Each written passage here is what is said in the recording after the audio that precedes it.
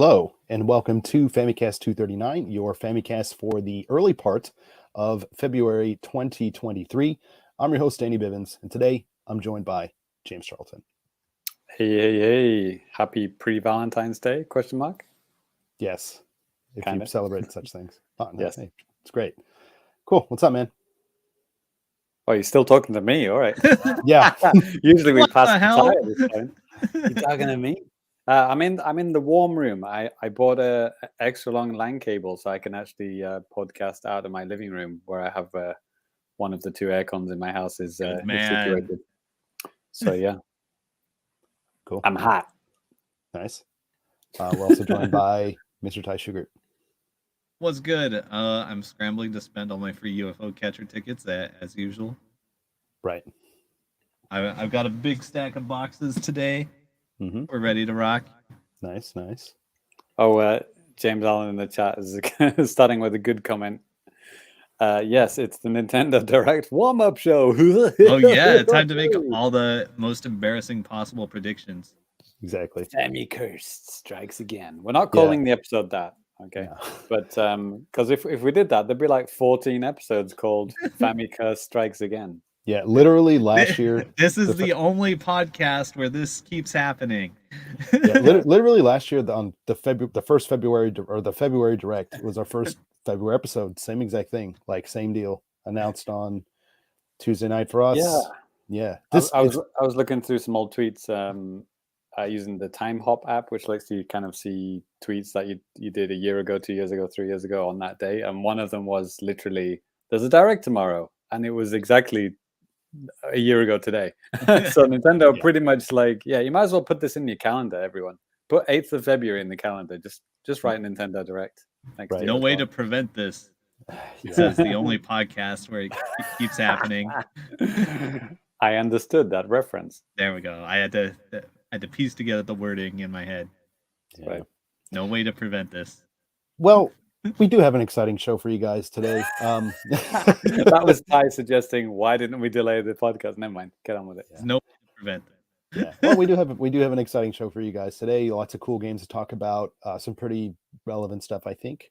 A little bit of news to catch up on too. We'll talk about Nintendo financials, some other happenings and stuff like that as well. Also later on the show, you'll get a sneak peek at some of the other podcasts on the TokyoBeat podcast network, which we're proud members of. That will come about halfway into the show. So look forward to that. But for now, let's just go ahead and get things kicked off with new business. And JC, you're up, buddy. It's happening. Yeah. So, well, there's going to be a little bit of news about Splatoon 3 today. Mhm. A little bit of a spoiler for JAPANews. Right. But yeah, I've been playing that. I played actually. There is something that is kind of exciting because I just wrapped up the semester at university. So as per tradition, we do the very educational thing of playing video games. So yeah. This is the first one where since Splatoon 3's come out. So okay. I asked the students, said like, "Hey, does anyone have Splatoon 3?" 16 people put their hands up. So Right. yeah, like a lot of them brought it to school and they brought their Switch to school. So we had like it was the first time I've done this actually. Actually, this could be the first time. No, that's not true. I did it with Splatoon 2 once, like a local play, like a local kind of tournament dealie.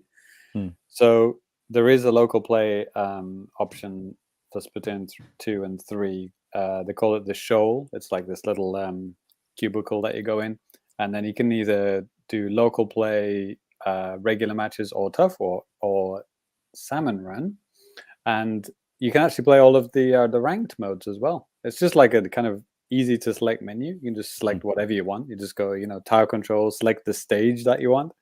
So it's pretty cool actually, because it's quite reminiscent of another kind of shooting game that some of us have been playing for game night. So you select your mode and you select your map and you select your players and then you play in the same room and it's fun. But the thing was, I was playing on the projector in the room, like this giant ass screen, and it was absolutely beautiful. I mean, it's just like it's amazing. Everyone else was playing in what do you call it? Tabletop mode. Oh yeah. Everyone brought their pro controllers, God bless them, but they were playing in like a tabletop mode and desks around the classroom. And then I was playing on this giant ass projector, which everyone could see. Everyone could watch me playing. So people who didn't bring it could watch the action. And I let some other people play that. They didn't have it and they wanted to try it out. But it was amazing. It was so much fun. Like local ranked modes and stuff is like, because you get all of the reactions of the crowd and everything like that. It's really, really fun. I can see like the appeal of like people who do like pro players, because fighting game weeklies, come on down. Yeah. Like I've watched some like pro tournaments before. Like I think Nintendo sometimes stream them. Like if there's like an international or something like that. Right.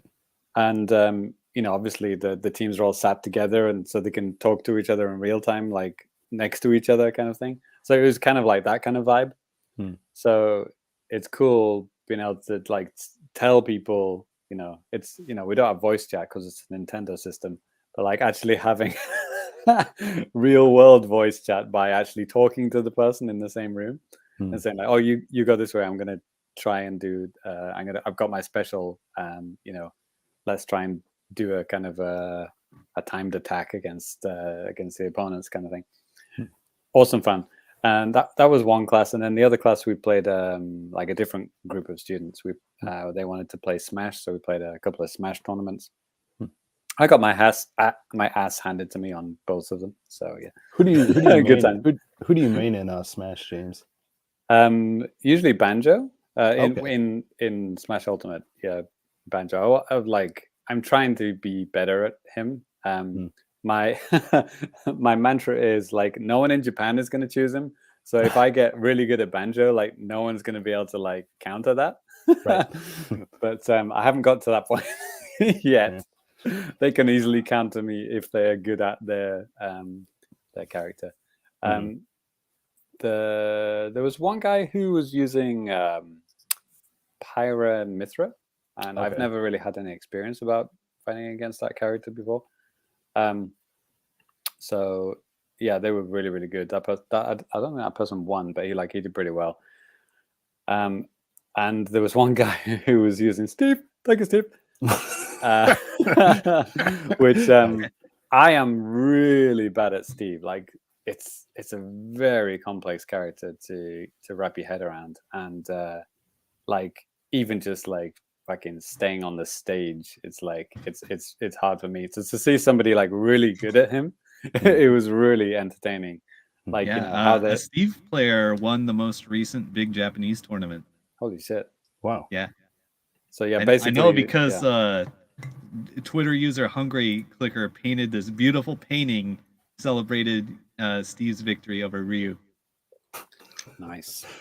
America beats Japan. Yeah, but watching them like crafting the stronger and stronger sword, because you want to get up to the diamond. Is it the diamond one, the top one? Yeah. Yeah, and that can like make some major damage on someone. So yeah, that's pretty cool. Cool to watch indeed. But yeah, I did terribly in those ones. The other game, which I guess we can just I'll start and then maybe we'll tag team it with Ty. So yeah, the game I was kind of inferring with the Splatoon local play was Goldeneye, of course. So Goldeneye, did we talk about it in the last show? Like it was just about to come out? It was like one of those things where it got announced during the show, right? Yeah. Right at the end. Right at the end of the episode. Yeah. It's weird when that happens because you think like, we didn't talk about it and it came out between episodes, which is true. But we did talk about it for like 25 seconds. So yeah, because we had a game night. We'll talk about that in Now Playing, but like we had a game night with our patrons. So yeah, I didn't have any time to actually practice before game night. It was like the worst timing because like the week that we did game night was my busiest week of the year. Like so many things, like grading and stuff like that. teachers in Japan or anywhere will understand what grading season is like. It's a fucking nightmare. So like I literally only played like I played the first level and then that was it. I didn't obviously I couldn't play multiplayer because there's no bots in Goldeneye. Right. But so like I didn't have any practice for multiplayer, unfortunately, before game night. So since game night, I won't talk about that just yet, but like I've since gone back to single player, and I've been playing through it on Secret Agent, which is the middle difficulty. Because Agent's a little bit too easy, and 00 Agent's a little bit intense. I'm a little bit rusty, so yeah, I thought Secret Agent is a good kind of middle ground. So I'm on the mission 3, part 1. It's the launch silo. That's the one with the countdown timer.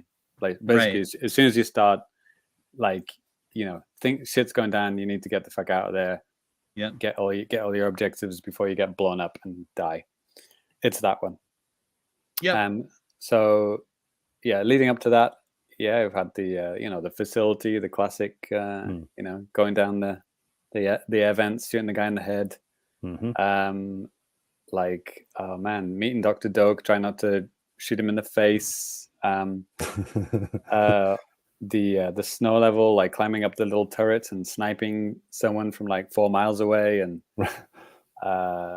the enemy base where you have to shoot out the cameras through the windows of the doors. It's just like, oh man, chef's kiss. So many like memorable moments that just came flooding back for when I was a teenager playing this game.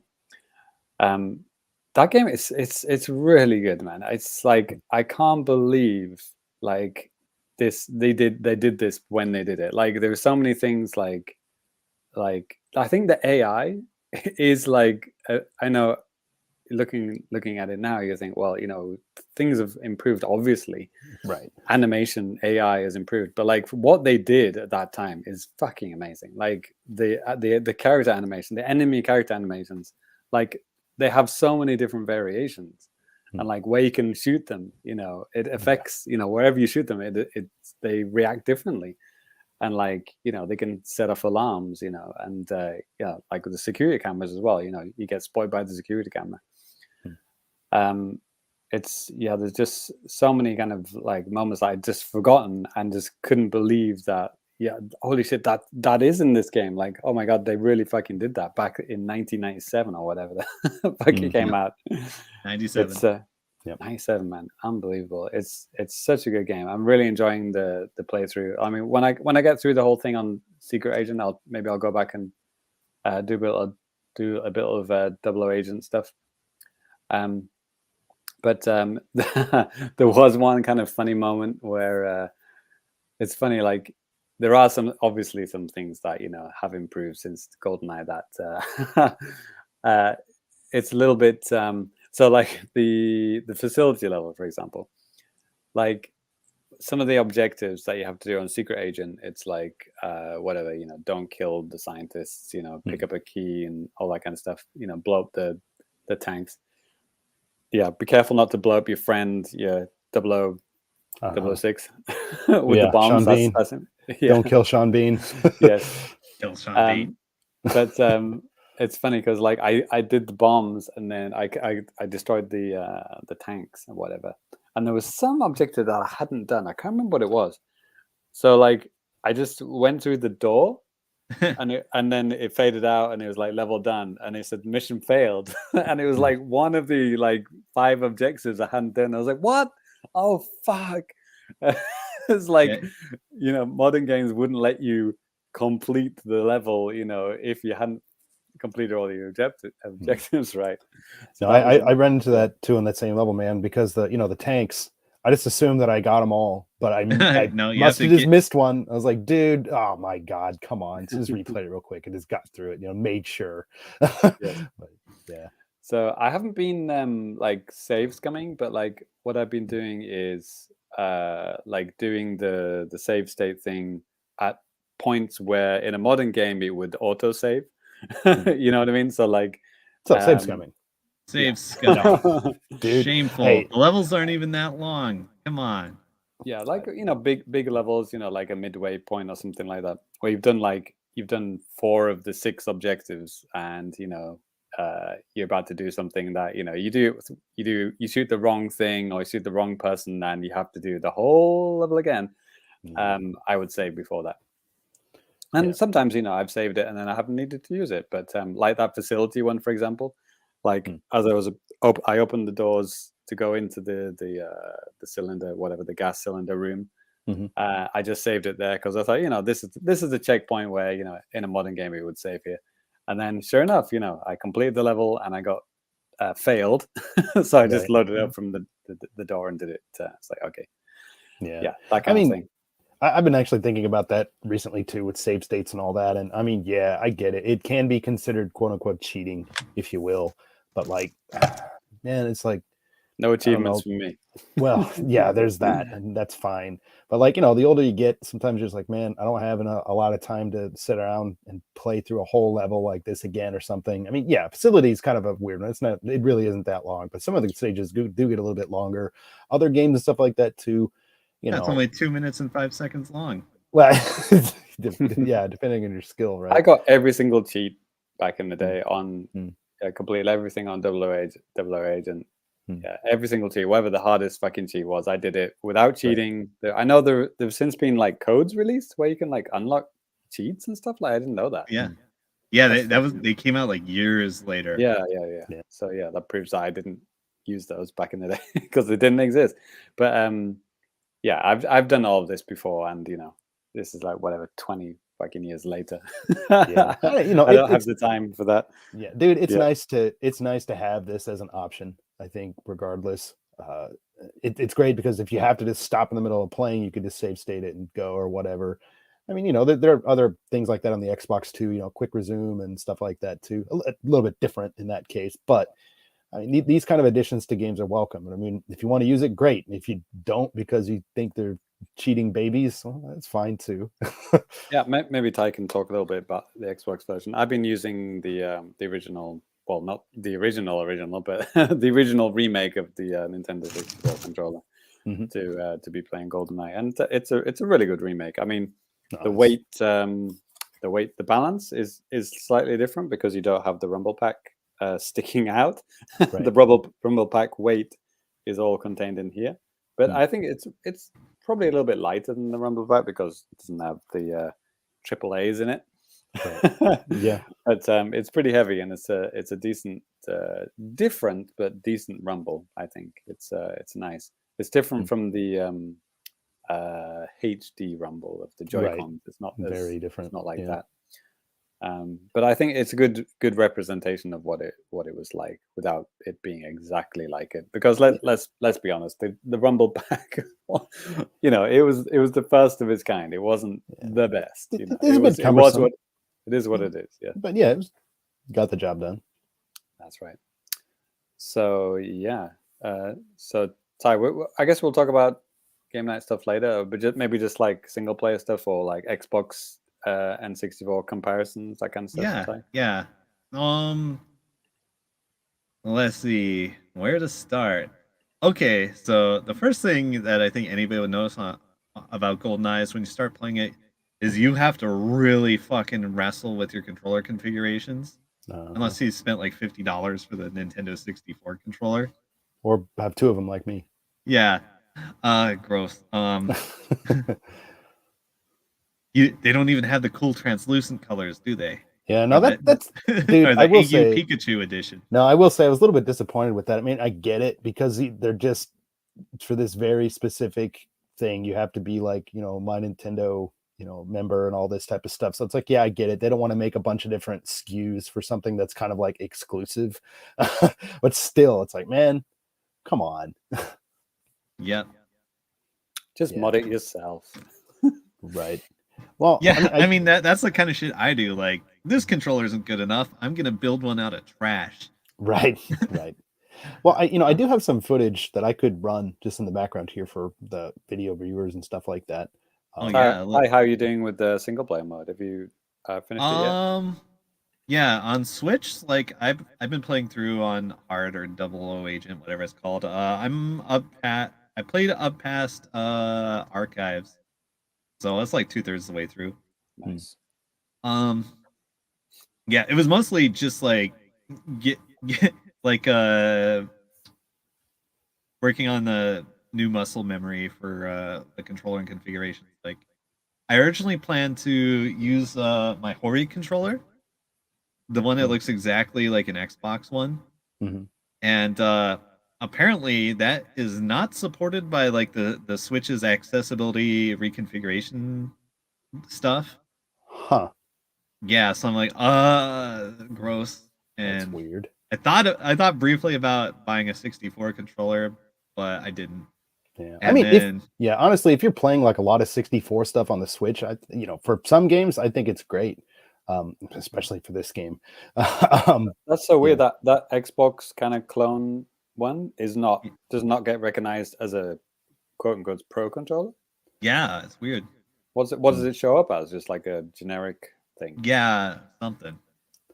Yeah, I think like the Sega Genesis controller, it's a kind of a similar deal. It shows up, it might even show up as like a weird pro controller. I don't remember what it is, but like, with the N64 one, Famicom Pro, I mean, they have like their own specific things, but that Genesis one, it doesn't show up as that, as a Genesis controller outside of, that Genesis app. Yeah. So Mega Drive, sorry. yeah, when I was playing game night and I was like deleting you guys nonstop with headshots, I was actually using the mini cons. Right. And it makes me really wish. Okay, so when you play multi like this, like you want to tilt up slightly, so you can headshot people without stopping to aim. And the minicon stick is like super sensitive. You have to like barely touch it, just like the tiniest twitch, Yeah. to get up to like headshot. It's And not like if only you that, screw it up, you're gonna be like looking everywhere, like whoa. yeah, and it's not just that. I mean, there is drift too, depending on how old your Yeah. Joy-Con are, or how busted they are, or not. I mean, I haven't really experienced much of it, but yeah, no, those things can be touchy when you have to do something really specific or really precise. Yeah, I'm Yeah. not a huge fan of it for that. Yeah. This is So some of Ty's headshots, I believe.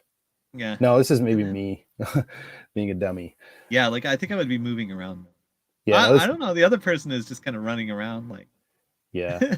So like if you're watching the video version, this is some footage from game night that we just had some 4-player match going and it probably looked really laggy. Well, that's because it was.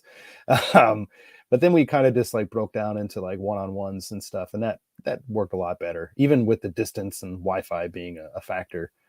right. Yeah, like online play is pretty good, but Wi-Fi will fuck it up. Yeah, I think Yeah, more like than look how Wi-Fi. smooth this is. This Yeah. might be one of my This matches. is you. This is you. Yeah. I think more than Wi-Fi. I mean, distance. That's a huge thing with Nintendo's service and stuff. Yep. Yeah. Check out my movement. It's pretty good. Yeah, Running no. diagonal Yeah. You got to use the strafe and stuff like that to get full speed. Oh yeah. Oh, Yeah. God. Exactly. I think this is one of our patrons you're destroying, isn't it? Yeah. Right. Maybe. Yeah. I don't remember who picked Xenia. I think that's Ball. Maybe no. It's Lips is Lemonade now. But actually, JCat poses an interesting question in the chat, and she says, "Hey, can you get those N64 controllers easily in Japan? They're always out of stock in the UK, and I never managed to get one." And yeah, these things have pretty much been in stock perpetually for quite a while. Like now, if you just go to like the My Nintendo shop, you can do it. You're limited to like 4 per account, and they keep track of it too. It's kind of stupid, but I mean, I get it.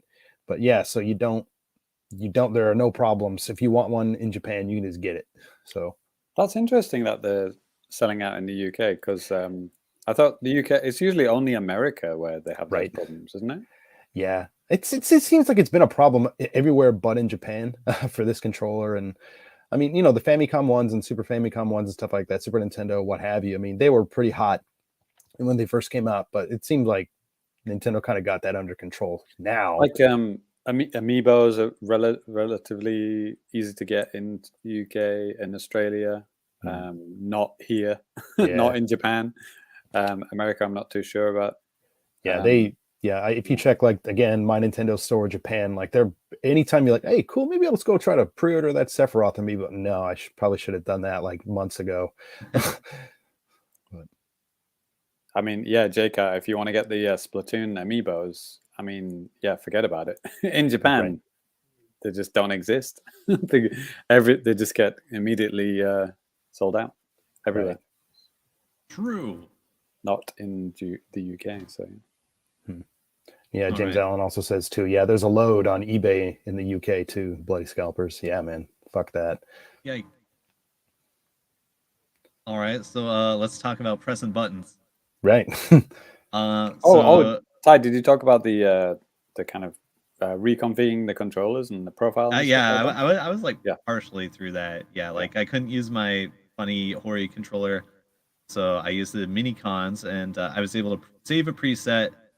Like James has been sharing this really useful video that tells you to set it to like 1.2, configure this to be that, switch your sticks, and it's pretty. I think I used like a slight variation that I think was a little closer to 64, but yeah. Like I think like one function was slightly different, but I think there's a lot of stuff people don't know about the controls. Like do you guys know you can flip through your weapons backwards? Yeah. Yeah. Okay, making sure. Hold A and like press Z. Wow, on the original one, right? Yeah, something like that. Yeah. yeah, and like on the config I was using, it was kind of like swapped in a weird way, but it was fine. Like I just had to play like a few games offline. I got it set up pretty good. Like yeah, like I was playing it made it really tempted to go and buy the 64 controller, but sure. Yeah, it's okay. Danny's got two. He'll give you one. Yeah. Yeah. And I've also been playing on the Xbox version. Right. Yeah. So like one of the first things you notice about the 64 version is there's a big old Code Mystics logo at the beginning. So like gross. No Nintendo logo. Yeah, right. I mean they usually do a pretty good job, but like I have a feeling it was kind of a rush job. Like everybody's talking about the sound bugs. Fortunately, really true. The music just sounds kind of nasty. Like, so I hope they patch that. Did they keep the Rare logo? Yeah. Nice. So did they try and make that what's it called? The other company for the publisher? Code Mystics. Did they try and make it look like the Nintendo logo? No, it's just like a JPEG. Here you go. Yeah, there's also like a splash screen with like MGM and stuff like that as well. So I mean, like, yeah. So like on one hand, like it's not just a ROM they uploaded with maybe some optimizations. Like it's actually ported, but like it feels like a rush job, 100%. Like one of our patrons, Russ, who also played it on Xbox, I think he said that the difference between a good thing about the Xbox version is that was it crouch or something is like assigned to a button or a click, which is not the case in the N64 one. The N64 one, you have to do the hold R and down C, right? Yeah. But on the Xbox one, that's assigned to a button. And I think there are actually more configuration options on the Xbox, or maybe I'm tripping. I mean, more viable ones. I mean, nobody's gonna use two fucking controllers in Goldeneye. Like, who actually did that? Wow. I actually know someone. My best friend in high school did that. He swore by regularly and not just as a meme. No. Regularly in multiplayer, like he did the whole single player in 00 Agent with that setup. Okay, that's sick. Yeah, because he got really good at it. Because it's like I think your arms would get tired after a while if you have 2 rumble packs. Yeah, there's a bit of weight. I don't think he used the rumble packs, but yeah, he had this way where he rested it on one on each knee. And he somehow did it because it is originally the original Geo analog, right? Yeah. I mean, it's weird. Some other N64 games did that. I think Episode 1 Racer had some kind of option for that. Did TotK have that? Not sure about TotK, but Robotron 64 had that as an option too. Oh yeah, I remember that. Yeah, and that was cool. Actually, it works pretty well, honestly. Because otherwise, you're with Robotron, you're controlling with the stick, and then you could move around like where you're shooting with the C buttons. It's fine, but yeah, balls. comment here. Ty absolutely destroyed everyone using Joy-Cons. Hashtag embarrassing. Yes. Yeah, I just wanted to remind you guys again Yes. Yo, it's cool. that I talk the talk and I walk the walk. There it is. Yeah, so I did also have some issues with the controls on the Xbox Goldeneye, like entirely different issues. Like if you go in on like the pretty standard dual analog FPS controls, they fucking you can't get the diagonal run for extra speed, and I'm like, what the fuck? Yeah. So apparently the workaround for that is to like play on like D-pad and look, or use like some other weird configuration. Okay. Yeah, I was It's kind a of little curious. nasty. I was kind of curious about that too, because I mean, I played on the Xbox about the same. I got to about this. I'm just like do like the third level or whatever on both the Switch and the Xbox. Same thing. I do like the controls a bit better on the Xbox, more modern and stuff like that. But yeah, some things like that, you can't do easily, at least. So yeah, and it feels kind of weird, like especially like after you play the Xbox port of Perfect Dark, which is like perfect. Yeah, it's like it's so fucking good. It's just a Perfect Dark with modern controls. Like it's great and good net play. Yeah, well, yeah, we should play that later. Yeah, we'll play it tonight, man. Yeah. Alas, so GoldenEye like will never have good net play, right? Yeah. Alas. So I'm really hoping like Code Mystics like does some patches. They put up a tweet that said like, I don't remember exactly what it said, but like reading between the lines, like we did what we could with like the resources given to us. So like that's what makes me think it was kind of a rush job. So I hope they're able to make some patches to at least fix the sound and maybe polish up the controls a little bit. But yeah, you can play Goldeneye in like 4K. What's up? Yeah. Neat. Do they do anything weird to like the field of view, point of view kind of thing, or do they have settings for that? They probably have settings. Like I just let it rock on default. Like and like it was like 69 by default. So like I didn't even notice. Yeah, I totally forgot that the original GoldenEye, N64 GoldenEye, had these kind of widescreen modes. Like you can do 4:3 or 16:9, but then you can also set letterbox is your screen. Yeah. But then on top of that, you can do cinema or wide or something like. Yeah. Cinema, like basically, it just like you just got two huge black strips. We should call it PAL mode. PAL mode. Pretty good. Although ironically, that was one of the few games that didn't do that because it was made by Rare, who actually know how to program stuff. Yeah, and it's like one of those games where they produce the PAL version second, so like the PAL version like often will be a little more optimized, right? Yeah. Like I know that was the case with some games. Rare would never let a PAL version of one of their games be bad. Like I believe it. It's just like it's just an honor thing, isn't it? Right. Because like if they go home and they play their own fucking video game, right, they're playing it on a PAL TV probably. Yeah. Exactly. All right. So let's see. I made a kind of like a disparaging tweet about GoldenEye Discourse a while ago. You might remember. Like every fucking wannabe game journalist shitter on the internet is gonna say, it's not as good as you remember it. It hasn't aged well. Well, you know what? It's all lies. It's still one of the best games ever made. Eat shit. No, yeah, you did see a lot of that, and like I get it. Like if you don't play N64 or you especially if you haven't recently, and you suck. Well, yeah, I think so. No, but if you have like some kind of unrealistic expectation for things too, I mean, like, yeah, I mean, some people were like mad just because the Switch version. Why isn't this like, Call of Duty? Well, there's that. I mean, just a bunch of shit like that. Like, why isn't this like completely redone? Well, it's fucking Nintendo. It's on one of their retro services on the Switch. They don't fucking touch the games. It's a fucking miracle that the thing even has like honest to God widescreen support. I saw a comment about it. Why doesn't it have iron sights? And it's like, I'm gonna break into your house and skin your family. Well, also it kind of does the Kalashnikov, the K7. does have that.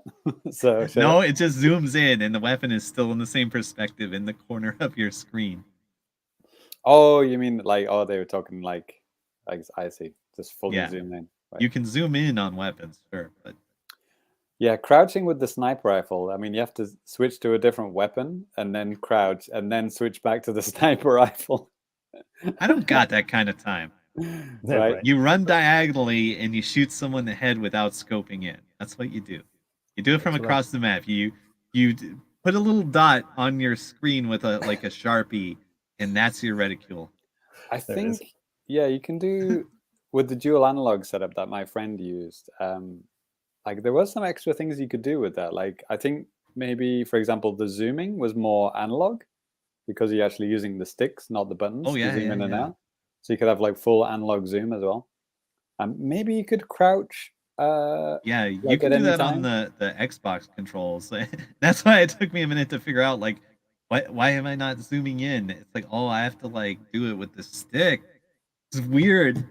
Yeah, it's pretty Yeah. wild. Yeah. Balls has a good comment there too. Yeah, the only reason to be mad about Goldeneye is that it doesn't play online on Xbox. Yeah. Yeah, that's like a thing I want them to patch in. It would be nice. Yeah. We'll see. But, I mean, I can think of lots of other things to be mad about. Sure. Yeah. Mad about Goldeneye. No, it's good. Yeah. I'm looking forward to diving in a little bit more. So we'll see. Yeah, tell me if you ever get good.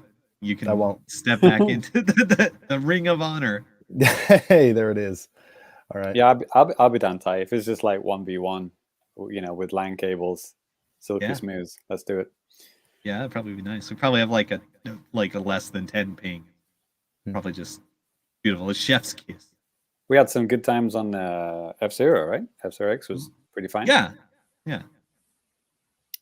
Yeah, it works. N64 Online is perfect. Asterisk if you're in Japan and have LAN cables. Yeah, if you're hardwired and playing someone like just up the road a bit.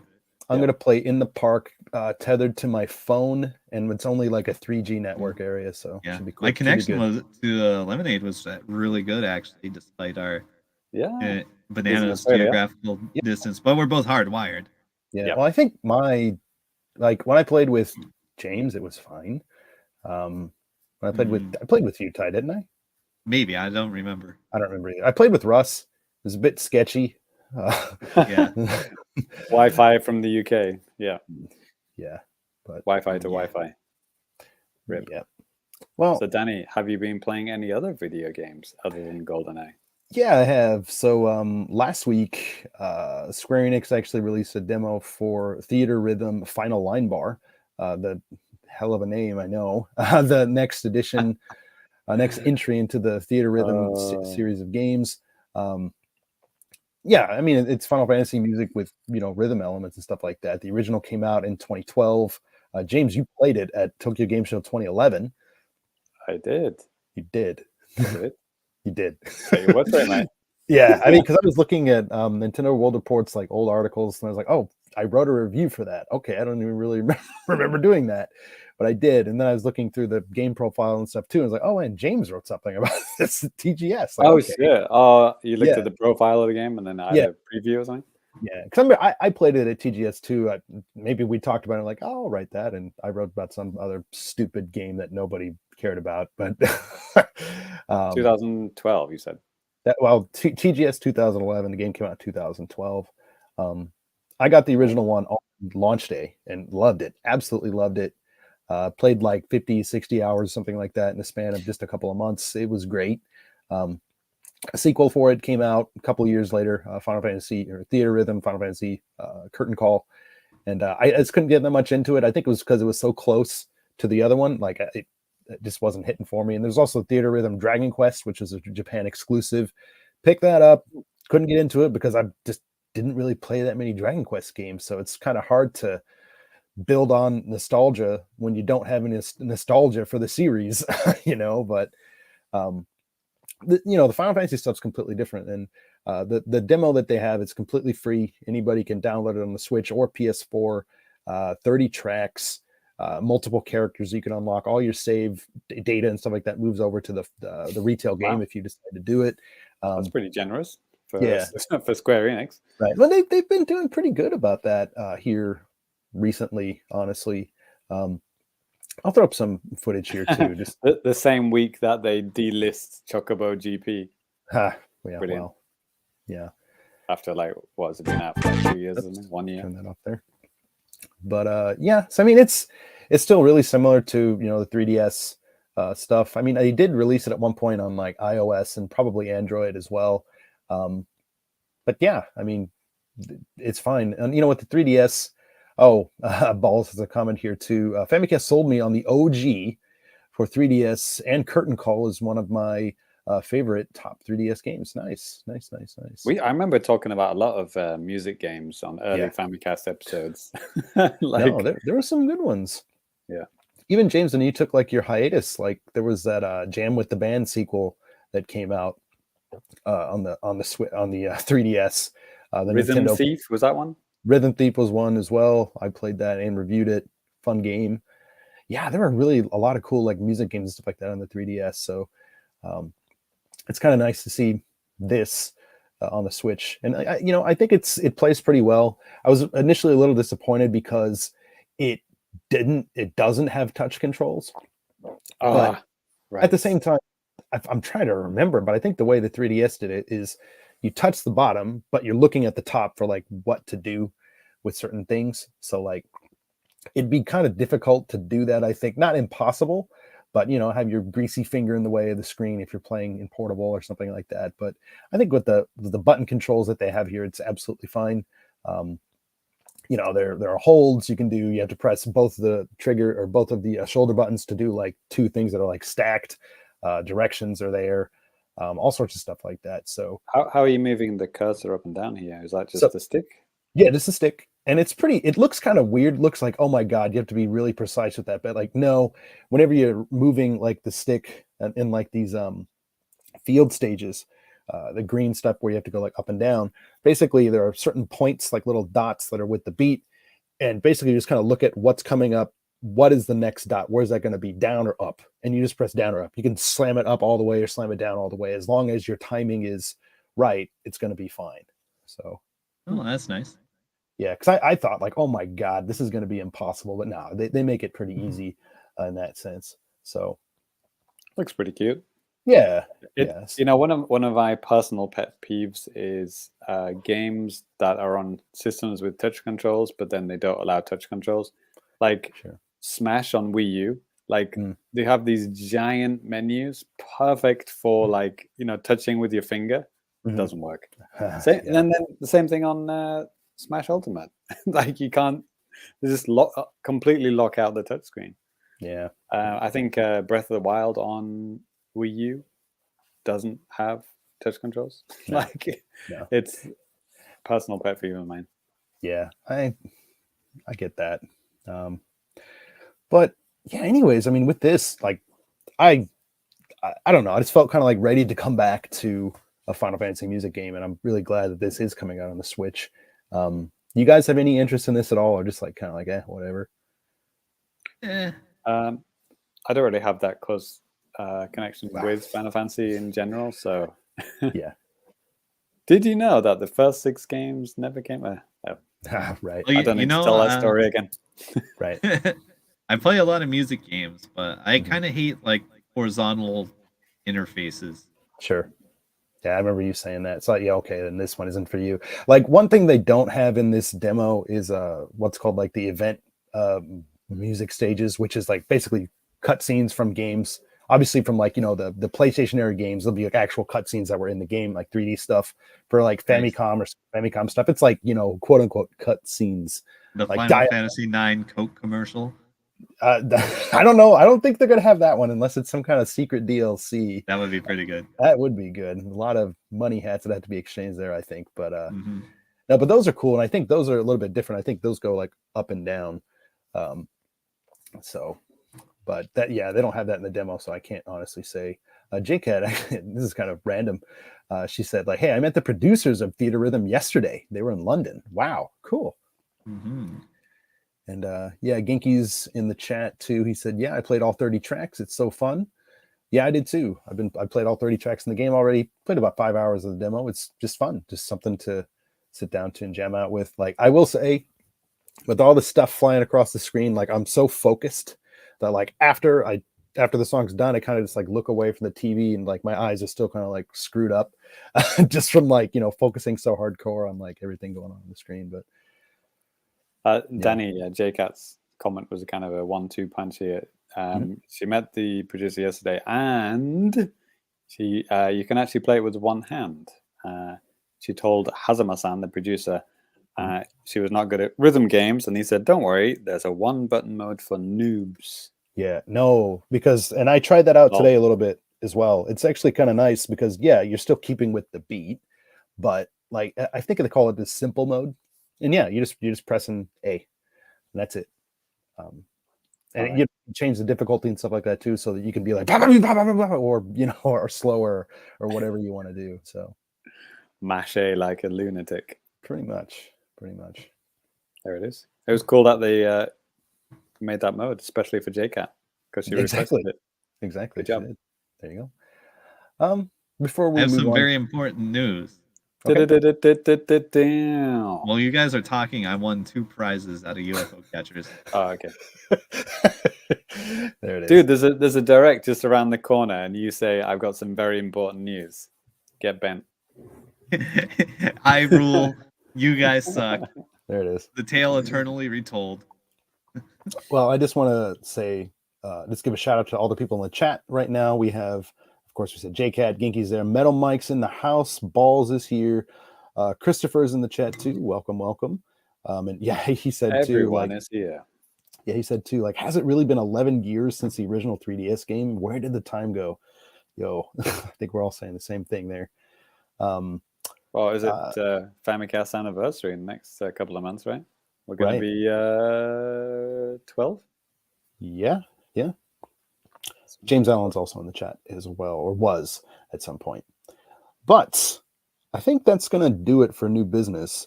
And now is usually when I say, hey, this is where we're going to move on to a little bit of now playing at the Famicast.com. We will, but first, we have a little bit of a preview from another podcast on the Tokyo podcast. Oh, Jesus Christ. The TokyoBeat podcast network. These guys called Tokyo Fresh. I'm going to play it for you guys. And here we go.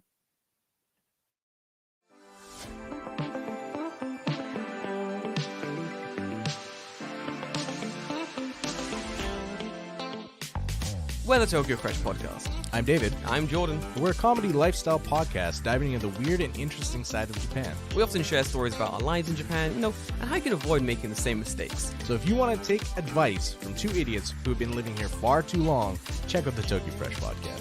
Only on the TokyoBeat network.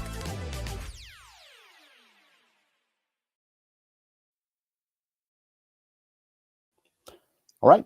Next up, a little bit of now playing at the Famicast.com. Of course, always lots of stuff going up on the website, YouTube, Patreon, all sorts of stuff like that. And we kind of already touched on this a little bit, but Ty, do you want to talk a little bit more about our game night that we just had over the weekend? Yeah, we mostly just played Goldeneye. Yeah. We did a little fast, was it RMX? RX? MX? Yeah, fast RMX. Okay, RMX. Okay. F-Zero. Yes. F-Zero HD. Not F-Zero. But we mostly played Goldeneye. We put the netcode through the ringer. We played across the ocean on shitty Wi-Fi. We played hardwired close by, and it was pretty good. Possibly the best of all the 64 titles so far. Yeah, man. Yep. Right. So I'm glad that functioned. We had a great time playing the head shooting game. Yeah. Thanks to all of our uncles for making GoldenEye good online. Right. My uncle works at MGM. He's James Bond. Yeah. One other thing, I mean, of course, there's always news and stuff like that going up on the website. So if you want to check out some actual honest to God JAPANews, in some cases, be sure to check out the Famicast.com.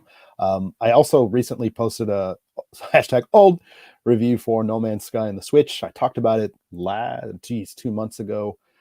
So yeah, if you're interested in that game, check out my video review. I have a written review there too. James kind of showing off the website right now, so you can check it out. Works great on mobile, desktop, however the hell you want to use it. Yeah, try to keep on top of things. Talk about a couple of other things here today. You can see some previews of that. If you want some free karaoke on your Switch, you can do it for another couple of days. Yeah, Power Pro Baseball. I mean, lots of stuff has been happening here semi-recently. But yeah, you can find all this and more at famicast.com. Also, Danny reviewed No Man's Sky and forgot to talk about it. I literally just... Are you serious? Wasn't listening. Thank you, James. I was more thinking about the other thing that we're about to do, which is the JAPANews. There it is. Yo. Yep.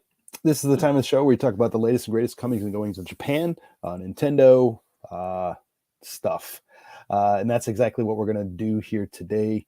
The first bit of news, actually, James, you're up, buddy.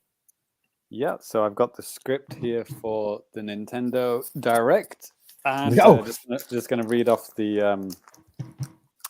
Actually, do you guys listening? Do you want me to read this, or do you want to no spoilers? Watch it tomorrow. Yeah, let's do no spoilers. Watch it tomorrow. Okay, let's do it. Okay, I'll forget that. I'll just throw that in the trash. Some pretty good. Wow, I can't believe they put that game in. Not going to talk about it. Don't spoil people. Let's look at some more old news. The 4th Splatfest for Splatoon 3. That's counting the demo one, Danny? Yep. Cool. So the 3rd Splatfest is coming this weekend for gamers in Japan. Things are going to kick off on the 11th at 9 o'clock in the morning. And then it'll run until Monday the 13th. Valentine's Eve, if you will, until 9 a.m. So the topic this time is chocolate. Please, Mr. Simpson, I'm full of chocolate. There are 3 choices, dark, milk, and white. But if you're in Japan, they replace dark with bitter. Mm-hmm. Bitter choco. Bitter milk or white. Yeah, this got a kind of a little bit of a debate going on the Discord, the Famicast Discord. If you haven't joined the Discord, you should join Discord to chat about stuff with us anytime, any place. So I'm going for milk. I've already got my T-shirt, and Danny has some opinions. Yeah, no, I mean, obviously, well, not obviously, I guess, but I love all chocolate. But no, man, like dark is my go-to. Like, I think I first ate it, or at least ate it on a more consistent basis. Dark. What's dark? What's dark, Danny? I don't understand it. I live in Japan. Sorry, oh, okay, gotcha. Yeah, I'm a fan of the bitter chocolate. It's awesome. I love it. That's what I'd go for if I play this. We'll see. Cool. Ty? I don't know. I like I would just eat all the chocolate. Like, barely taste it. Just inhale it. Mm-hmm. Also, white chocolate is not technically chocolate because it contains 0 cocoa. But interesting. Yeah. So I think my only comment was like a drive-by shit post about UK food. Right. Yeah. So that's me providing nothing of value, but a little bit of incitement. I like how James always brings up the quote-unquote fact that Americans, we think Hershey's chocolate bars are like the best ever. That's what you said. That's like shit you get like next to the counter at the grocery store. It's a thing of convenience. Or I can go to like the fancy department store where they sell Godiva bars for like $3. That's our cultural heritage you're talking about. Yeah. Yeah, well, in the UK, next to the counter is some Cadbury's chocolate, which is absolutely fucking amazing. Cadbury eggs are good. Yeah. Okay. So. Cadbury. I love Cadbury. There's so much fucking sugar. Oh god. Yeah, a couple years ago, one of my friends brought me some Cadbury eggs, around Easter or whatever, and like, oh my god, it was so good. It was like, oh my god, it was so sweet. It's like, being here, Diabetes. pretty That's much, right. man. Like it's weird. Like if you go back to your home country Yeah. from Japan, like stuff is so sweet or salty or It's name like- whatever. It's so powerful. It's like getting punched in the face by your food. It's, Yeah, it's wild. yeah. Like tea. Yeah, I agree. I sweet think tea. I think Japanese stuff is not sweet enough, and Hmm. I think American stuff is too sweet. European, you got it perfect, right in the middle. I don't That's know. me. I like go big or go home. Just fill me with corn syrup. Let's go. That's right. Diabetes or go home. Yep. Right then. Talking of which, no, that's Yeah. Yeah. You got the beatus. Ty, would you mind taking that next bit of news there? All right. About the beaties if you Okay. want. If you want it to be that way. So, in accordance with our regularly scheduled Famicast curse, we're gonna have a Nintendo Direct tomorrow morning. Well, relative to this recording, it's Right. gonna be 7 a.m. Japan time, 40 minutes long. Highlighting games in the first half of 2023. An eShop listing for Legend of Zelda Tears of the Kingdom popped up, and then at $69.99 and was removed quickly. Was it a mistake? Who knows? Yeah. Hmm. That's another kind of a weird thing. I mean, yeah, we'll talk about the direct here in I guess just a second, at least from what we don't know about it as of the time of this recording. But yeah, it was kind of interesting. Like I think Nintendo Life was one of the first outlets that might have picked this up, but yeah, no, like Tears of the There's Kingdom the screen showed up. cap. Yeah, Tears of the Kingdom showed up for $69.99 on like the North American store, which is obviously about $10 more than what the usual cost for first-party Nintendo games are, and just games in general. So a lot of people were kind of freaking out about it, but James, I know you can attest to this because you buy games here in Japan. Ty, I know you buy a lot of Xbox stuff, probably like digitally via the North American store. But I mean, you've seen it. Like, Yeah. Publishers here it depends on the series. It depends on the publisher. Game prices are all over the place here. True. I mean, Yeah, if you convert this to yen, what is $70? Oh, the exchange rate is a disaster right now. You Yeah, don't right know now what it's- you're stepping into. Probably like 8,000, 8,500 yen or something like that. I think it's more than that, dog. There have been multiple games in Japan that have been way more than 8,000 yen. So yeah. this is like nothing. No, Final Fantasy games.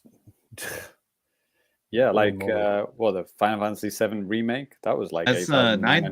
9,188 at the today's exchange rate. Okay, I was just looking it up myself too. Yeah. How much was Persona 5 Strikers on the Switch, Danny? Do you remember? Oh, that was not cheap at the time. I mean, the exchange rate was good back then, but that was Must have been probably like 7,000, right? 7,000 or maybe 8. Yeah. No shit, that was almost like 9,000, I think. Yeah, that's what I thought. Yeah, this ain't no thing. This is just whiny Western people whining about stuff. I mean, on PS5 and Xbox Series One, what's it called? The new Xbox games, aren't they like $70 already? Yeah, and No. that's reflected here Well- on the Japanese prices as well. I mean,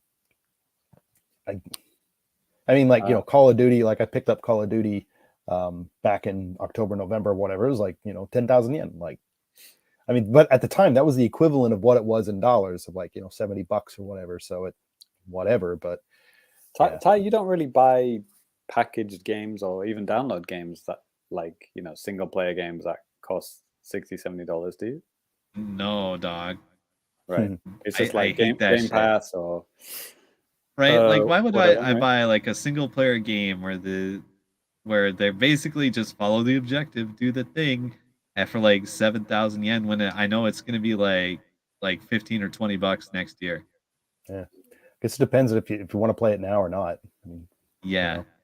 I mean, a lot of people mean, aren't patient. I'm not patient. Dead by Daylight, you probably spent $250 on it, but that's spread over 5 years, right? yeah. Like, it'll be like maybe $10 like every couple months. So I mean, that's fine for the amount of time I put into it. I don't Like, think are there even games on Xbox that you can buy for $70? Like, Yes. Yeah, okay. people buy Well, those? this is a whole rabbit hole, but like you can buy like a bare bones version for like 59, or you buy it with like the season pass, all the Yeah. fix-ins for like, I don't know, 60, 70, 80, 90, $100. Yeah. Anytime you go to the Xbox store to buy a game and choose, well, like a bigger game like these type of things, like choose your version. And you're like, what does that mean? And there's like 2 or 3 of them to go through like almost every single time. Yep. It's just the way it is. Yep. But yeah, Genki's saying in the chat, or sorry, Chusson 91, CH Husson remake. Was it about 9,000 yen retail? Final Fantasy 7 remake. Final Fantasy 16 is about 9,000. So yeah, stuff's pretty expensive here. But now it's almost the same as in the West. So I guess it's kind of a moot point. But I honestly never hear about. Well, this could turn into a accidental troll. But like, when was the last first party Xbox game to be released? Like, they're all on Game Pass. You don't have to pay for them, right? So yeah, like, exactly. So like this conversation doesn't exist in Xbox land, right? Yeah, It's like, and like especially in Japan, because like they're promoting the Xbox Series S, so it's like you don't see physical games on the store shelf, and number 2, if you do, it's a very select few games, Halo and maybe like Forza or something. Yeah. So what's that survival game that came out? It's like basically Honey, I Shrunk the Kids. Oh, shit. It's like the final version of that came out pretty recently. Okay. Or the non-beta, whatever. Yeah. Oh my gosh, I know exactly what you're talking about. Yeah. Oh, the 2-player game? No. It's like a multiplayer survival. Yeah. Oh, I guess so. I guess it could be 2-player. It could be 2-player Grounded. theoretically. Yeah. Genki. Grounded. Thank you, That's the name. Thank you, Genki. Yeah. So this only really applies to like PlayStation and Nintendo, isn't it? Because like, PlayStation have their exclusives, Nintendo have their exclusives, Xbox has Game Pass. So I think, I'm not really surprised. I mean, if it is $70 or whatever, what that would be in Japan, maybe if it's like 8,000 yen in Japan or something like that. I mean, whatever. I'll pay it. Yeah. It's like, it's going to be a game that's going to take 150 hours to complete. Yeah. It's going to last like a good year's worth of content. Sure. Which is what you would, you can do it the Dead by Daylight way, spend whatever, $40 and then spend that $10 every month, or just I think I actually bought the base Dead by Daylight for like 15 when it was on sale. I remember I bought it because it was on sale, and I didn't like it the first time I played it, and I left it for a couple months and then came back.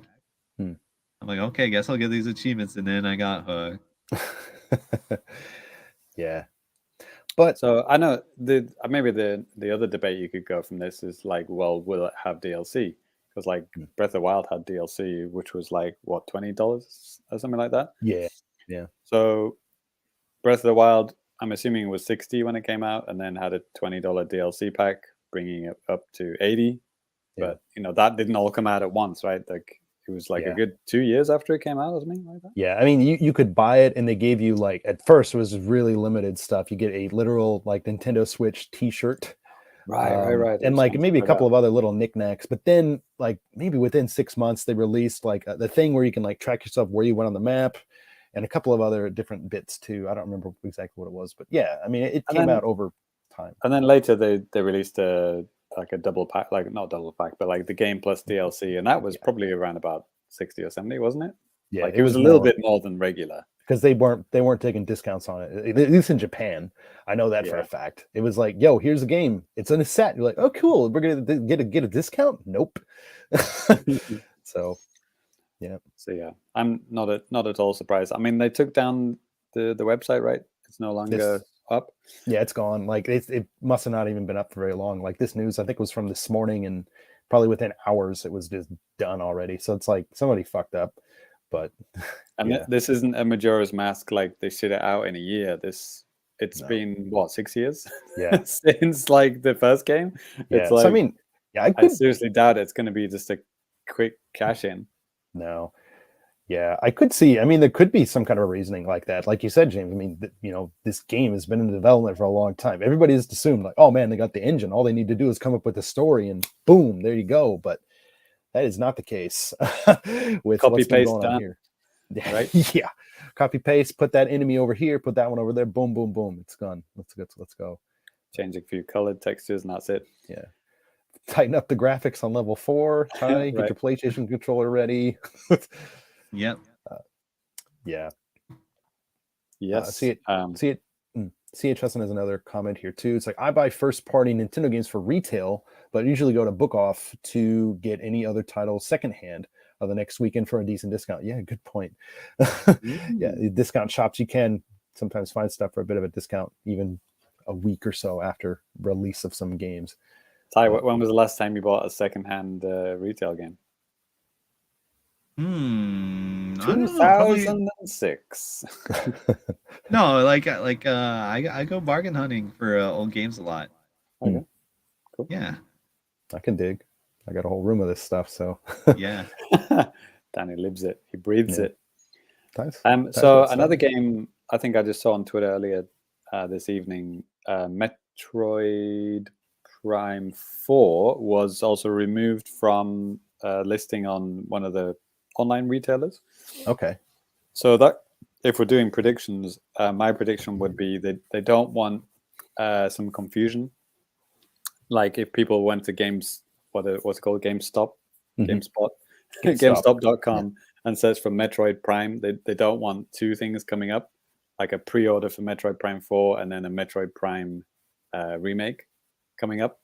So I think they removed Metroid Prime 4 to make way for maybe a Metroid Prime remake. But I think that could be a little bit too much to announce if you're also going to do like a full in-depth look at Tears of the Kingdom. Yeah. So that might be a bit too much to say now. Yeah. Maybe that would be later.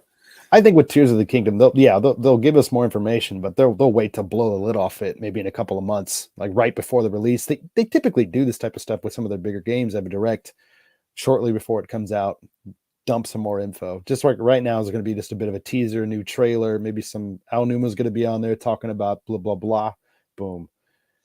But Advance Wars 1 and 2, that could probably be like shadow dropped. Yeah, I can finally see that. Yeah, I mean, insta buy for Ty? Question mark. Yeah. Advance Wars, please. The one game for Switch I actually want to buy. It'd be nice if they fucking released it.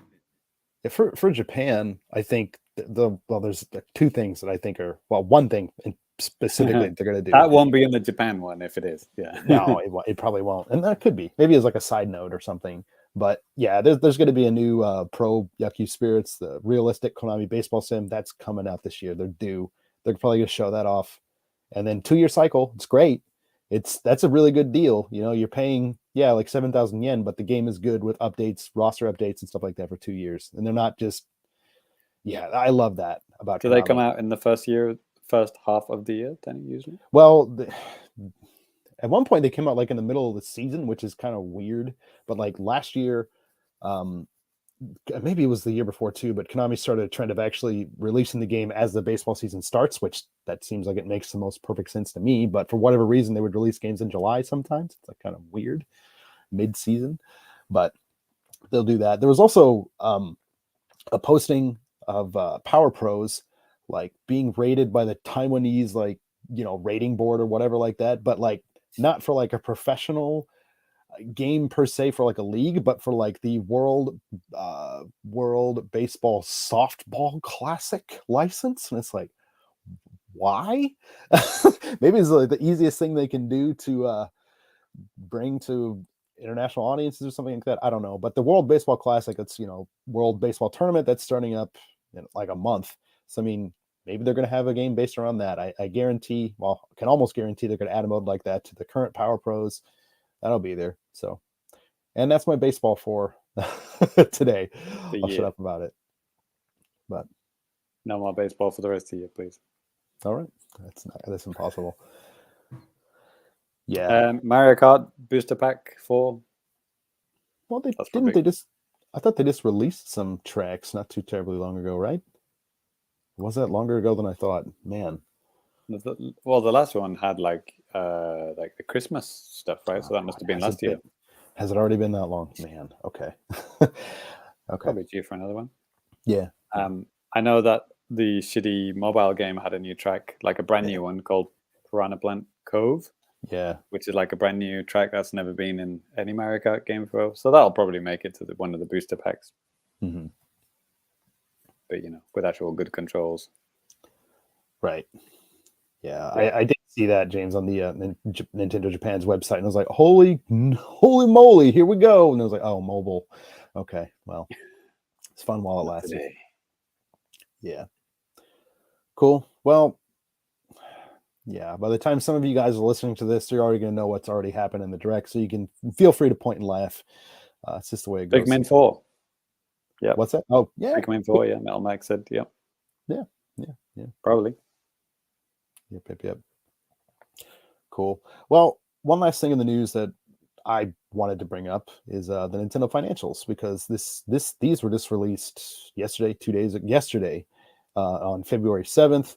And yeah, lots of interesting little tidbits came out of this. I have a write up on the Famicast.com if you want to check out like some of the stuff more in detail.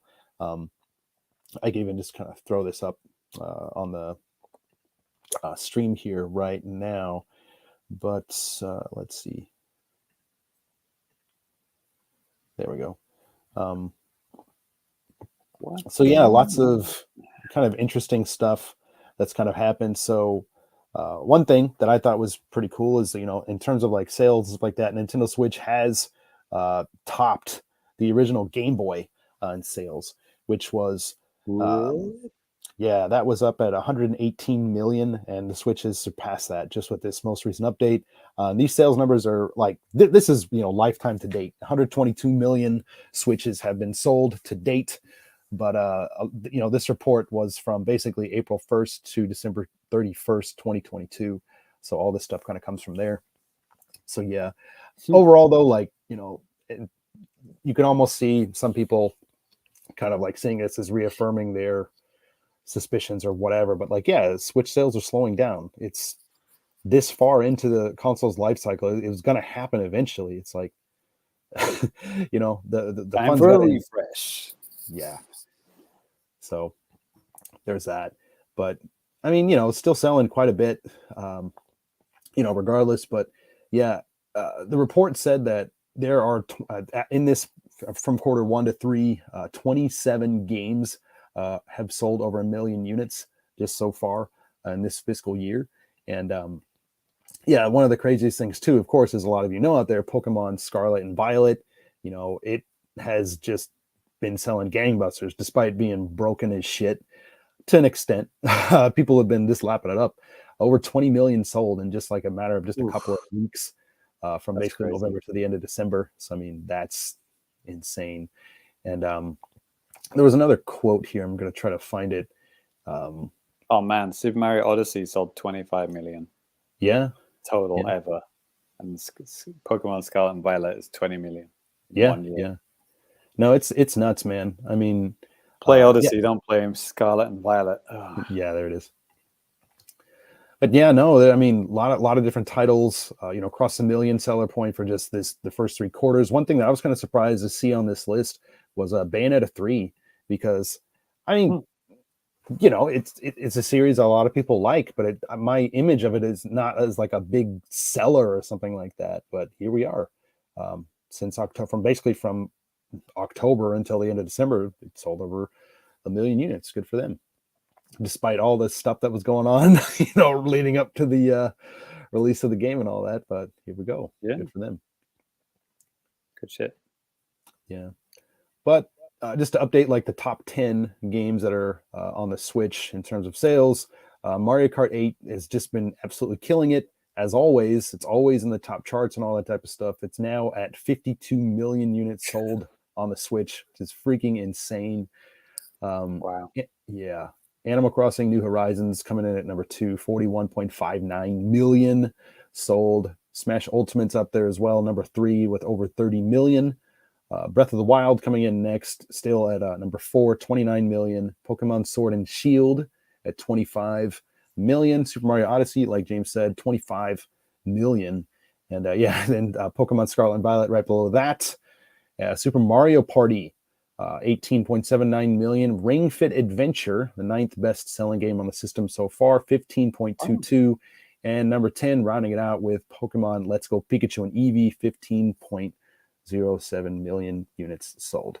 And yeah, Dinky brought this up too. I kind of forgot. Yeah, Luigi's Mansion 3 is sold 12 million as well, like lifetime to date, which is pretty cool for that kind of series. That, you know, it's a great game. It's a great little series, and it's kind of cool to see that it's getting that that's recognition. Really good. Breathtaking animation in Luigi's Mansion 3. Really, really amazing. Yeah. It's also amazing. Never mind how many games sold over 1 million. Like how many games sold over 10 million is pretty insane. Dude, I know, man. It's nuts. Yeah, I mean, geez, like Super Mario 3D World, that's over 10 million. New Super Mario Brothers U Deluxe. I mean, yeah, Oof. Mario games have done well. It's the Mario Party games as well. It's pretty crazy. But yep, there's also some bad games there, but you know, yeah, this is the way it goes. Mario Party is in there. Yeah. 2 Mario Parties. What? I forgot there were both. 2 Mario Parties on Switch. Yeah. It's what it is. Cool. James. Cool. Do you hear that? What are you talking about? Ah, there it is. Ooh. This makes a lot more sense on the audio version. Hello. Welcome to the Fukubukuro of Fabulousness. If you're new to the show, it's part of the show where I tell you what games you're going to buy, whether you like it or not. It's good games for good deals, for good times. We're going to be using the Deku Deals website, which has some questionable advertising from time to time. I apologize in advance if there are any Nazi symbols or pornography. Well, I either apologize or you're welcome. So as always, if you see a game that you know is good, I'm talking to you, Ty and Danny, and also the audience watching, let us know and say, hey, you should get that. I bought that and it was good. Or I bought that for 10 times more expensive. That sucks. Let us buy it for much cheaper. Yeah, it's me. Exactly. Well, yeah, Danny just buys everything at full price and then doesn't play it. Yes. Good times. At least the things I buy twice, I usually do play, unless they're retro games. Unless you don't. Yeah, unless I don't. Right then. Cool. So yeah, we're doing the usual American for $10, 75% rating or higher. So I know we've mentioned Blossom Tales before, but there is a sequel coming. I'm not going crazy, right? No, isn't it already out? Like that came out. It can't already be out, can it? I thought it was. I'm going to double check. I mean, yeah, keep going. That's something that I would have bought if it is out. Or maybe I'd like to read reviews, but the first game was awesome. If you like Zelda 3. No, dude, it is out. The initial release date, August 16th, 2022. August last year? How did I miss that? That's disgusting. Unless it's only on PC. Nope, it's on the Switch. Even on the Japanese eShop. Yeah, on the Japanese eShop. It is in Japan. Wow. 1,500 yen. Nice. 1,500 yen. Okay, maybe that was it then. Maybe maybe August, the price. August 18th. What the heck? Did you get a good score? It looked like it's gotten pretty good scores on like Metacritic, and all that type. Well, all that jazz. Okay. Cool. Yeah, I see a lot of sick deals, but it's games we've talked about before. Yeah. Exactly. I mean, Mortal Kombat 11, $10 on the Switch. All right. Danny's favorite. All right. Limbo for $2, Valfaris for $6. Get them. They just shoot Larry. Wet Dreams Dry twice. Right. Great name. I know you already bought it, Danny, but yeah, you do recommend it fully, right? I'm waiting for my physical collector's edition. You don't want to know what it comes with. Oh God. Bit Trip Runner is $2. Oh. If you like music, whatever rhythm, not touch, but timing based games, that's a lot of fun. It's hard, but it's fun. Northgard. This is something that was in a direct actually. Northgard. It's like that Netflix show and Vikings or whatever. Okay. The game. Do you guys remember this one? Kind of. Oh god, now I'm looking. Oh, at is it that like- Warcraft 3? Let's go. Yeah. Yes. Yeah, exactly. Yep. Warcraft 3, but it's Vikings, Nordic-based things. Okay. Yeah, I thought it looked kind of cute anyway. Metacritic score is 77. And it is, how much is it? It's $9. Which is almost half, well, no, more than half off. Holy shit. Yeah, it's usually $35. Okay. It's now $9.79. That is an absolute bargain. Sale ends on the 20th of February, so yeah, get on it if you've been waiting for that one. Bomb Slinger, Danny's talked about that before. God, that's been a while. Kind of liked it. Not really. No, it's fine. It's kind of tough, but I mean, yeah, it's cool. I mean, we got a review from like 2018. If you want to check it out, like one of my first reviews. All right. If you want to play some Marvel games before Ant-Man 3, Ant-Man and the Wasp: Quantumania is coming out soon. Marvel Superheroes, Lego Marvel Superheroes 2 is $6 right now, down from $30, and got a pretty good score. So yeah, there's a whole bunch of Lego games. There's a DC Supervillains for $9, or the Marvel Heroes for $6. So yeah, get at it. Sparklight. Have we talked about this one before? The name sounds familiar. Yeah, I think this is also in a direct. I mean, people are probably not bothered about game deals right now. They're probably, if they've already watched the direct, they're already going to be buying games that were shown in the direct. Right. Like, what is this old bullshit? Old bullshit, yeah. Yes, anyway, it's a kind of like a 16-bit looking RPG. It's kind of cute art style, which is $5 right now, down from 25. So that's a pretty hefty discount. So yeah, I don't think we have anything else new that I can think of. We've already talked about all of the best ones. Maybe let's look at Blossom Tales too. I want to see how much that one is. You can actually search for games that you want, and So the Japanese price was like right at 1,500 yen, no sale. So and then you can add it to your wish list. You can make wish lists, and then you can get notified when things get whatever the cheapest it's ever been, shit like that. we just like to thank Deku Deals for being our #1 partner of the No, they're not. Exactly. I got Metacritic score of 77, which is pretty good. It is 11.24 right now on the American eShop, at least anyway. 35 physical. Okay. Oh, no, it's published by Platonic Friends. Nice. Friends of the show. Best friends. Yes. Right then. Cool. That's just a short and sweet one today. But yeah, keep it locked. Let us know what games you got from the direct. If some games were, and it's available now. If any of those games that you bought in the direct, let us know which ones you got. Over to you, Ty. Yeah. All right. Now, time for trash. Hell yeah! I've been getting so much stuff. All right. So go ahead, Ty. Yeah. All right. So as you may or may not know, I play online UFO catcher every goddamn day. There's 7 sites. They give me somewhere between 5 and 0.2 free plays every day. So I go through all of them, and sometimes I get things. And we're about to find out what's in these 1, 2, 3, 4, 5, 7, 8 packages are. So the first one, 8? Yeah, it's 8. But a lot of small ones, but we got some medium-sized ones too. First one is from Molly Online, just a little packet here. You can only play Molly Online if you're in Japan or Malaysia, apparently. But they let you play the takoyaki machines with your free tickets, which is kind of broken, if you ask me. So yes, I got whatever's in here for free. Nice.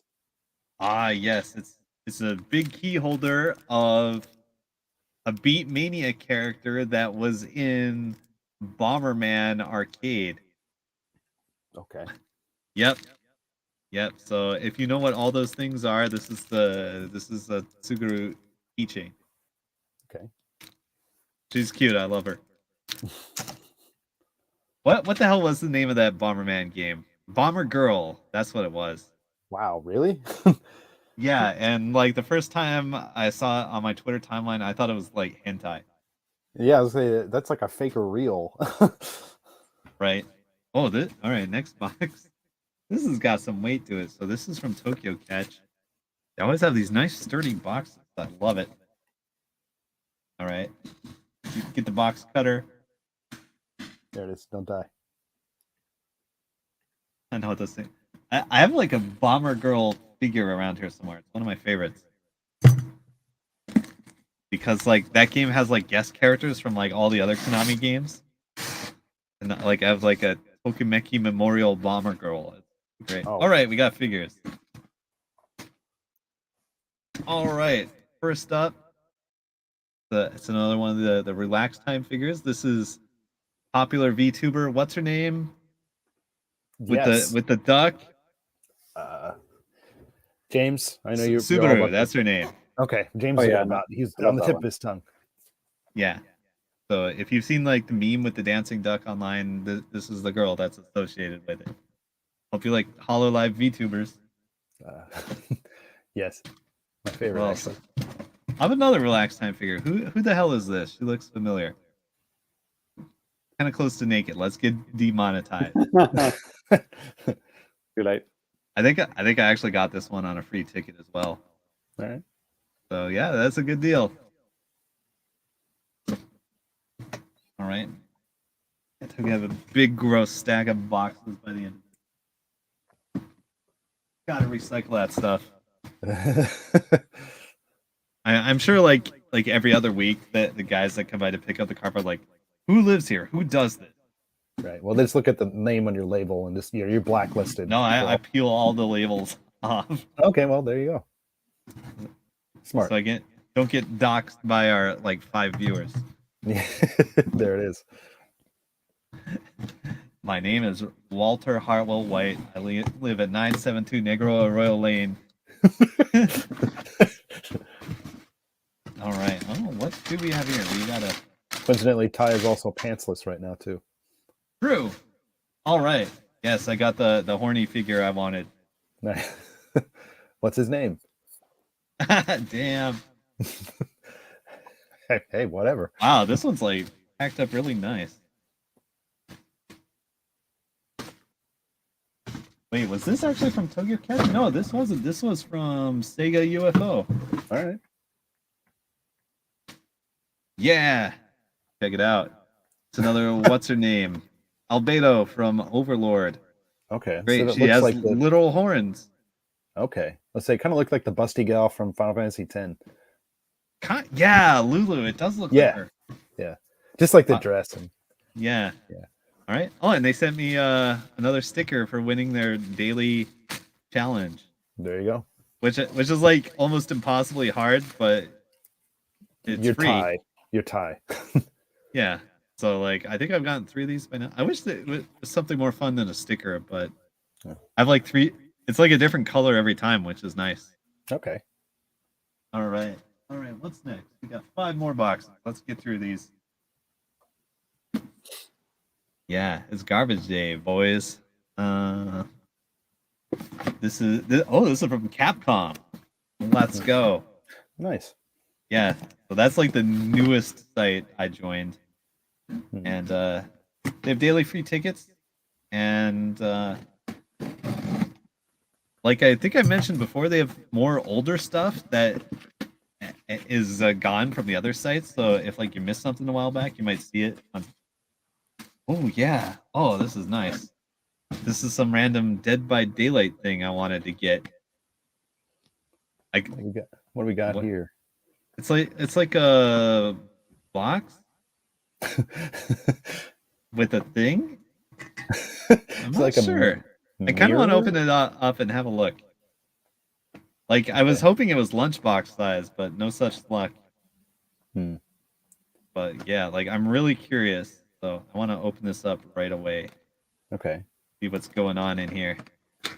For those of you guys in the chat, we'll be doing feedback after this. If you have some predictions for the Nintendo Direct that you want to talk about and get laughed at later, be sure to let us know. Somebody else brought up, I guess, Dave in the Discord said that somebody had predicted a Buddy Mission Bond coming out in English. I think that'd be fantastic, but I've kind of given up hope on it. All right. Thank you, Dave. So this is like a little box of some kind. Okay. Like a tin box.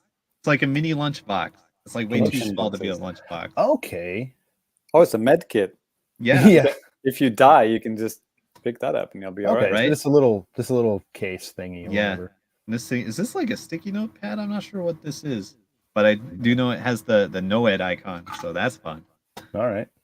Yeah, post No one escapes death. That's some Dead by Daylight lingo for you. Shorthand NOED. What? Like it's like the oh shit perk when it happens. All right. Next, this must be from Taito Catcher. Pretty sure it's Japan only. Okay. Oh yeah. They had some like super easy machines lately where I think they're just trying to get rid of all their Jujutsu Kaisen stuff. Okay. So there may be some Jujutsu Kaisens in here. Let's find out. Oh yeah. Oh no, it's not. Oh yeah. Oh no. Oh no. Oh yeah, this is one I've had sitting here for a long time. It's another Albedo figure. It's the Aqua Float one. I wonder if it actually floats. I wonder. One way to find out. Ty, fill up your bathtub. We got time. Well, I think I have like 2 or 3 of the Aqua Float figures. Yeah, we can give it a try. We can run the experiment. That sounds like some good content. All right. Let's see. Famicast.com. 3 more bucks. Yeah. Put the Let's girl go. in the bath. All right. This must be the little Jujutsu Kaisen plush, right? Okay. It's from Taito Catcher. It's light.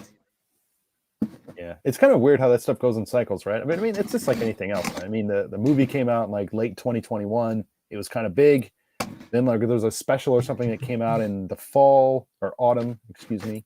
Yes, I love to be a consumer and enjoy intellectual properties. Yes, it's the weird little guy that only speaks in food terms. Okay, I don't. I love him. He's cute. My wife knows. She loves the manga and anime. My and all that wife. stuff. Yeah, my wife. My husband. Yeah. Well, yeah. All right, 2 more. What do we got? I can see a frog just like peering over. Like you just moved your head, and then there's that frog just. Yeah, waiting that's to Frog get Hat. you. Oh, it's the You're- hat. Okay. You remember Frog Hat? It's Yeah. like on the thing that's like not a Gundam from the Buzz Lightyear. And it's not a corn cob. It's not a corn cob. My corn cob is like up here on the side. It has my purple wig on it. It looks pretty cute. Nice. All right. That's some what? that's some What's going on? Famicast lore for you there. Oh, okay. This one's bigger than I expected. This is what's her That's what name she said. from Or he said. Nice. Or he said. Jujutsu Kaisen. Okay. Here's the name. I don't remember. I remember the Jujutsu glass. Kaisen. That's Yep. Mr. Jujutsu Kaisen. His Yeah. wife. So like both of those things were like 100% free. Just playing with my daily tickets. All right. Yeah, Free in quotation marks. Well, it did cost me, a few minutes of my time and a little piece of my soul. Yeah. All right, now They're practically free. we have a big Capcom box. This is the last one. What Capcom, I love it. what presents are within? They spelled their name correctly on that box. That's good. are you sure? Yeah. Rest in peace, Devil May Cry. Was it 2? Also, Resident Evil Revelations. Yeah. Revelatons. Yeah. I like how Kenji Inafune, when when he broke off from Capcom, he started his own company and called it ComCap. Brilliant. Really? What a Oh, genius. this is sick. All right, well, first things first. Let's get this one. This is a ReZero plush. This was like free or almost free. Like, I think I like played with my free ticket and like I almost won it. So I like put in like $2. And I think this is like a Halloween themed one. Like, yeah, she's got a little witch hat. All right. She's cute as hell. Maybe I'll put this with the Halloween stuff. I can dig. Let the kids play with it. I don't know. All right, but this is one thing my fucking dark heart yearns for. A doormat? No, it looks like a doormat, but it's vacuum sealed. Oh, it's gonna like fluff out when you open it. Theoretically. Hell yeah. I want your school. This is the Noed again. No one escapes death. This is the icon for one of the most infamous perks in Dead by Daylight. Okay. Happy Valentine's Day. And on the other hand, we got the cat, the spine chill icon, which was my favorite perk until they nerfed it. So this one is very, very special to me. It's also my second favorite color, purple. Nice. Goes great with my green. First favorite color? Yeah, green and purple. What's your first favorite color? Green. It's green. Oh, okay. Sorry. Yeah. Like if you ever see me in a fighting game tournament, I'll probably have my character color as green or purple or both. Okay. Yep. Yeah. So this is what I really wanted right here. Well, is that why you and Cyrus got along so well? I mean, he was Mr. Purple and you were Mr. Green. Yeah, I'm sure that was it. I'm just happy I have the funny cat. No, that's cool, man. They had a shirt with this too, but I don't think they had it in a color that I like. Okay. Know it, baby. All right, so that's my anime trash. There's lots more on the way. I feel like we should have a blog page all about all the things that Ty gets. Because we often don't see these things after the episode's gone live. I was thinking of like posting them on my Mastodon. Oh, okay. Like exclusive content. Exclusive Famicast content. Yeah. On Mastodon. Or I've been like posting some of the win replays on that certain other Discord server I'm on. But like only about half the sites have like replays you can download. I know Capcom doesn't, Sega doesn't. You could screen cap it, I guess, but yeah, I know. I have screen cap. They all have different messages too, which is great. Like one of them actually has prize get, which is my favorite. Oh, awesome! I was so disappointed when they took that out of Mario Sunshine. Like they had it in the English demo, even that I played at Walmart, and I know, right? Like we the whole gang loves that at E3. Dude, yeah, everybody. And we as English teachers have been fighting to correct that grammar mistake ever since. Let's Valentine's Day. I just go with it now. Prize get. There it is. Cool. Well, get as Ty said, that's going to do it for the anime trash. We're going to move on to a little bit of feedback from you guys. So if you guys have anything you want to send out to us or ask us or whatever, I mean, of course, if you're watching live on YouTube, sound off in the comments. I try to keep up on everything that you guys are saying. You can also send us a longer form thing at thefamicast@gmail.com. Hit us up on Twitter at thefamicast, basically anywhere at thefamicast, and you can get your stuff read out like these guys. I have a comment from our good buddy Chariot Goblin on the last episode. And James, while I'm reading this out, could you get a couple of different things from Twitter? There were a couple of things that came through recently. But on Twitter? On Twitter. While you're taking a look at that, I'll go ahead and just read out what we got from Chariot Goblin here. Also kind of share that here on the screen. So here we go. So Chariot Goblin says, hey, great show, to answer JC's question, which is actually Sheen number 5 of last episode. What would Nintendo look like without the Miyamotos? My answer is that we've been seeing it. In the last 2 Nintendo games, he was really front and center were 2016 Star Fox Zero, and Super Mario Run. After that, he was simply credited as general producer, supervisor, or special thanks on Switch games like Breath of the Wild or Mario Odyssey. Koizumi has pretty much taken his place, becoming the face of 3D Mario, and even now Nintendo hardware. Both Koizumi and Takahashi have been the face of Directs, while Aonuma has been pretty much the face of Zelda since after Skyward Sword. Heck, we don't even know the extent of Miyamoto's involvement in Pikmin 4. He's been busy with Nintendo's movie and amusement park endeavors, so we still don't even know who the director or producer is for Pikmin 4. Thanks, and keep up the good work. Thanks for the comment, man. And yeah, I think we touched quite a bit on those kind of points last time as well, so it's good to see that Chariot Goblin is a smart guy, and he thinks the exact same way we do. No, I think it's spot on. So, yeah, cool. I think Russ had a similar thing here, actually. Mm-hmm.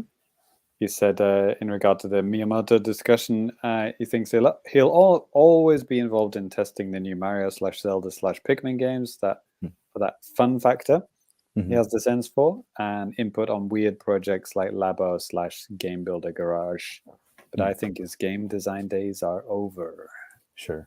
And like Chariot Goblin said, we said last week too, and like Russ is basically hinting at. I mean, I think letting Miyamoto kind of run wild doing some of these other things like amusement parks and movies, just another way to get him involved and not let the younger crowd, the other directors and producers and stuff like that, kind of have their time in the sun and also kind of share their expertise too. So that's nice. Shout out to 5 years ago. On the 1st of February, 5 years ago, Ty entered the Ranma half hard battle tournament.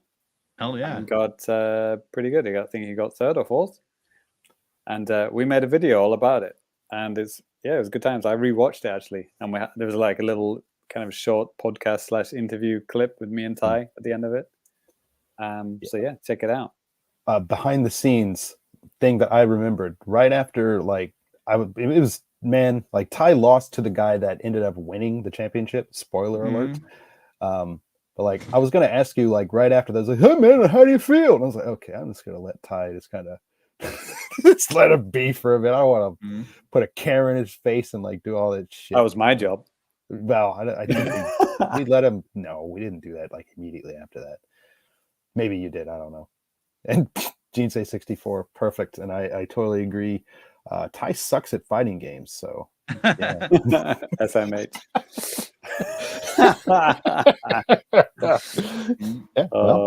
Yep, you got me there. He's a fraud.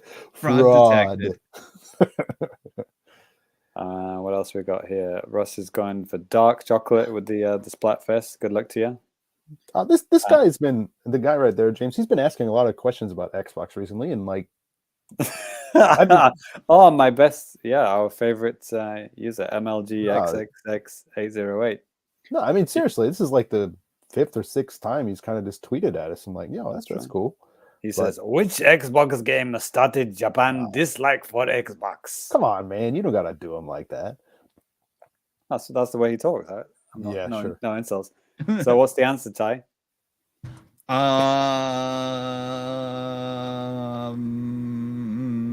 Blinks the cat. Yeah, I think you said that last time.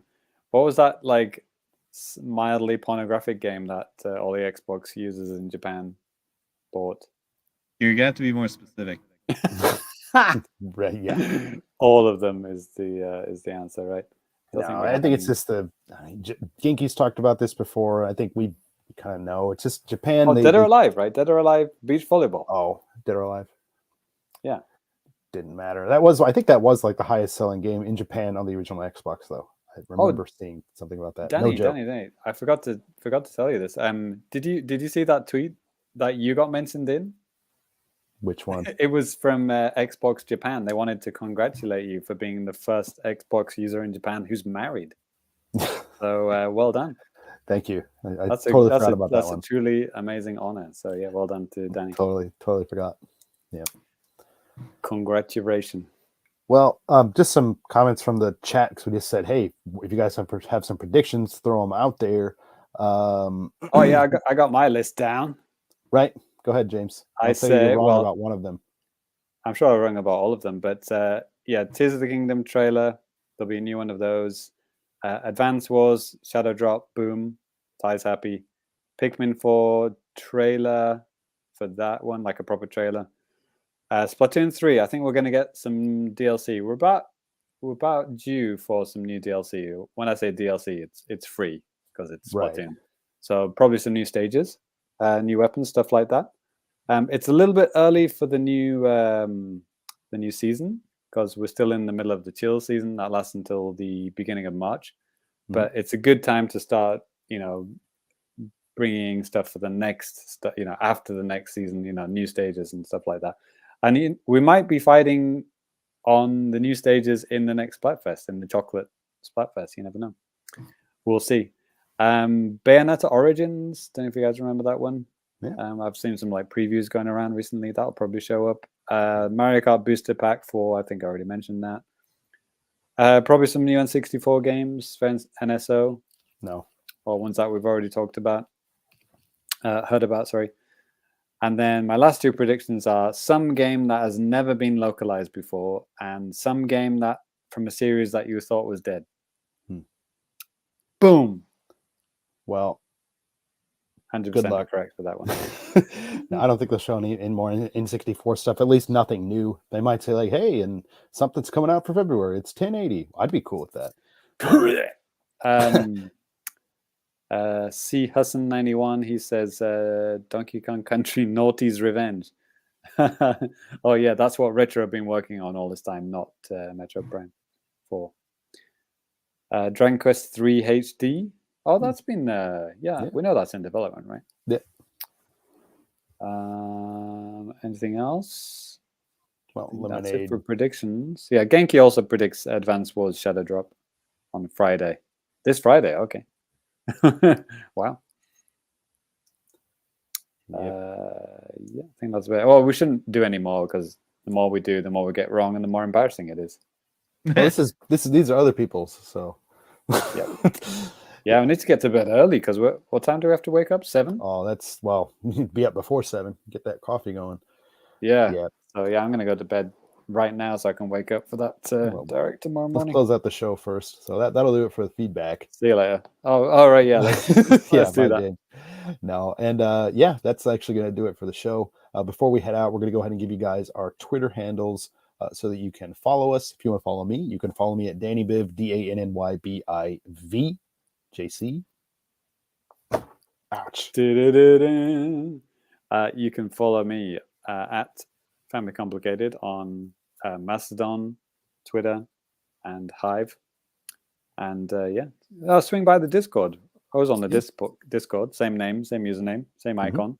Come and chat with us on the Discord. It's always a good time. We can talk about the direct in real time and then argue about what wasn't on it and all that kind of good stuff. Ty. Super Cat Drugs on Twitter and Mastodon FGC Network. Cool. And, Discord, whatever. Right. Yep. All right. Well, that is going to do it for Famicast 239. It's been fun. Hopefully the Nintendo Direct doesn't suck. And didn't suck. Past tense. Already happened. It didn't suck. We'll see. But that's going to do it. Thank you guys so much for listening. Of course, James and Ty, always a pleasure. And we will catch you guys next time. Tears of the Kingdom. Here it comes. Tearing them apart.